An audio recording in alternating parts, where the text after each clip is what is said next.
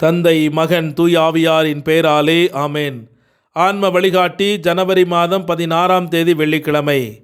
நமது குடும்பங்களை ஆண்டவர் இயேசுவின் திரு இருதயத்திற்கு அர்ப்பணித்து மன்றாடுவோம். இயேசுவின் மதுரமான திரு இருதயமே, கிறிஸ்தவ குடும்பங்களுக்கு தேவரீர் செய்து வரும் சகல உபகாரங்களையும் சொல்ல முடியாத உமது நன்மைத்தனத்தையும் நினைத்து நன்றியறிந்த பட்சத்தோடு உமது திருப்பாதத்தில் சாஷ்டாங்கமாக விழுந்து கிடக்கிறோம். நேசமுள்ள இயேசுவே, எங்கள் குடும்பங்களில் உள்ள சகலரையும் உமக்கு ஒப்புக் கொடுக்கிறோம். தேவரீர் எங்களை ஆசீர்வதித்து இப்போதும் எப்போதும் உமது திரு இருதய நிழலில் நாங்கள் இளைப்பாறச் செய்தருளும். தவறி எங்களில் எவராவது உமது திரு இருதயத்தை நோகச் செய்திருந்தால் அவர்கள் குற்றங்களுக்கு நாங்களே நிந்தை பரிகாரம் செய்கிறோம்.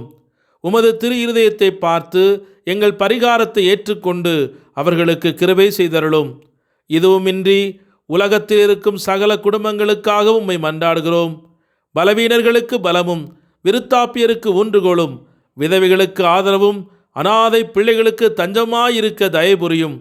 ஒவ்வொரு வீட்டிலும் நோயாளிகள் அவஸ்தைப்படுகிறவர்கள் தலைமாட்டில் தேவரீர் தாமே கண்விழித்து காத்திருப்பீராக. இயேசுவின் இரக்கமுள்ள திரு இருதயமே, சிறு பிள்ளைகளை நீர் எவ்வளவோ பட்சத்தோடு நேசித்தீரே. இந்த பங்கில் உள்ள சகல பிள்ளைகளையும் உமக்கு ஒப்புக் கொடுத்து மன்றாடுகிறோம். அவர்களை ஆசீர்வதியும். அவருடைய இருதயத்தில் விசுவாசத்தையும் தெய்வ பயத்தையும் வளரச் செய்யும். ஜீவிய காலத்தில் அவர்களுக்கு அடைக்கலமாகவும் மரண சமயத்தில் ஆறுதலாகவும் இருக்கும்படி உம்மை மன்றாடுகிறோம்.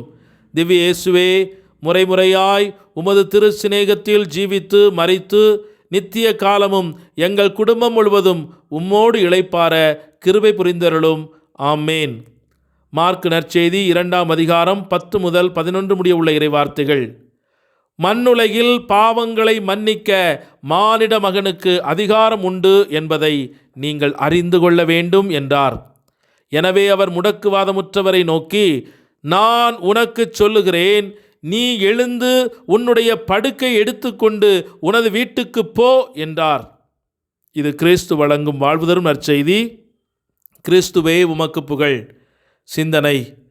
இயேசு அந்த மனிதனை பார்த்து, மகனே, உன் பாவங்கள் மன்னிக்கப்பட்டன என்றார். இயேசு முதலில் அந்த மனிதனின் உடல் ரீதியான முடக்குவாதத்தை பற்றி பேசவில்லை. மாறாக அந்த மனிதனின் ஆழமான தேவையை பற்றி, அவனது ஆன்மீக குணப்படுத்துதலை பற்றி அவர் பேசுகிறார். முடக்குவாதமுற்றவனின் விசுவாசத்தையும் அவனை கொண்டு வந்தவர்களின் விசுவாசத்தையும் அந்த மனிதனின் பாவங்களையும் மன்னித்ததையும் இயேசு அங்கீகரித்தார். இயேசு ஏன் இதை செய்கிறார்?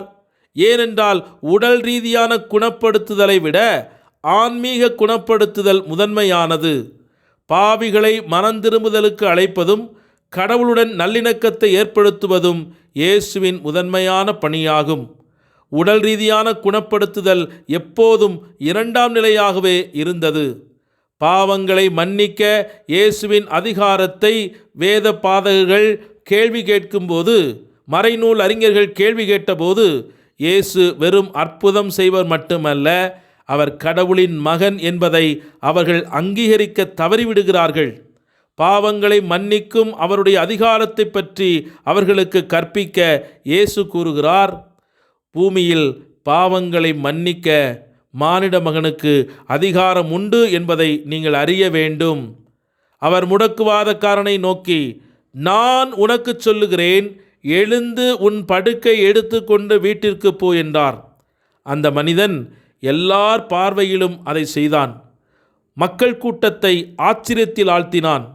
உடல் ரீதியான குணப்படுத்துதல் என்பது பாவங்களை மன்னிக்க இயேசுவின் கண்ணுக்கு தெரியாத சக்தியின் புலப்படும் அறிகுறியாகும்.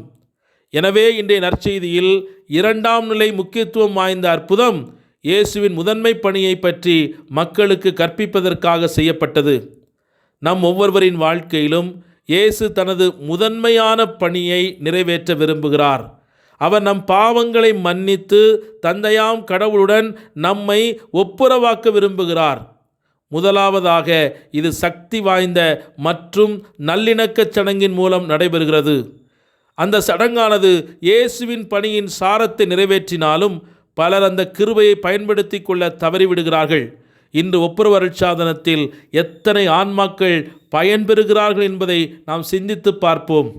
இறைவனுடைய மன்னிப்பை அளவின்றி கொடுக்கின்ற இந்த ஒப்புரவு அருட்சாதனம் இன்று உதாசீனப்படுத்தப்படுவது மனங்களை வருத்தமடைய செய்கிறது. ஆண்டவருடைய முதன்மையான பணியாகிய ஆத்துமாவில் இருக்கின்ற கரைகள், முடக்குவாதமற்ற முளைகளை ஆண்டவர் தன்னுடைய வார்த்தையாலும் மன்னிப்பினாலும் நிரூபித்து காண்பிக்க விரும்புகிறார். வெளி அடையாளங்களில் அல்ல, அற்புதங்களில் அல்ல, அருஞ்செயல்களில் அல்ல, மாறாக உண்மையான ஆன்மாவில் ஏற்படுகிற மாற்றத்தை ஆண்டவர் இன்று எதிர்நோக்கி காத்திருக்கிறார். ஆகவே ஆன்மாக்களை மன்னிக்கிற, பாவங்களை மன்னிக்கிற, சாபங்களை முறிக்கிற ஆண்டவர் இயேசுவிடத்தில் நம்முடைய ஆன்ம மீட்புக்காக ஒப்பு கொடுத்து மன்றாடுவோம். ஜெபிப்போமாக. எங்கள் மத்தியில் உயிரோடு வாழ்ந்து கொண்டிருக்கும் எங்கள் அன்பு தந்தையே, உம்மை ஆராதிக்கிறோம், துதிக்கிறோம், போற்றுகிறோம், வாழ்த்துகிறோம், நன்றி செலுத்துகிறோம். நீர் எங்கள் மீது கொண்ட அன்பால் விண்ணகத்தின் மகிமையை விட்டுவிட்டு எங்களோடு வாசம் செய்கிறீர். எங்களையும் உமது அன்பால் நிறைத்தருளும். இன்று நாங்கள் சந்திக்கும் ஒவ்வொரு நபரிலும் உம்முடைய அன்பை வெளிப்படுத்த நீர் எங்களோடே வந்தருளும். எங்களுக்குள்ளே எழும் கோபம், எரிச்சல், பொறாமை, வெறுமை, சகித்து கொள்ளாமை, ஆணவம், அகங்காரம், பொறாமை, போட்டி போன்ற சாத்தானின் துர்க்குணங்களை விலக்கி உம்முடைய தூய்மையான அன்பினால் இரக்கத்தையும் மன்னிப்பையும் பகிர்ந்து கொள்ளுதலையும் சமாதானத்தையும் எங்களுக்கும் எங்கள் குடும்பத்தாருக்கும் இன்று கொடுக்க எங்களுக்கு அருள் தாரும்.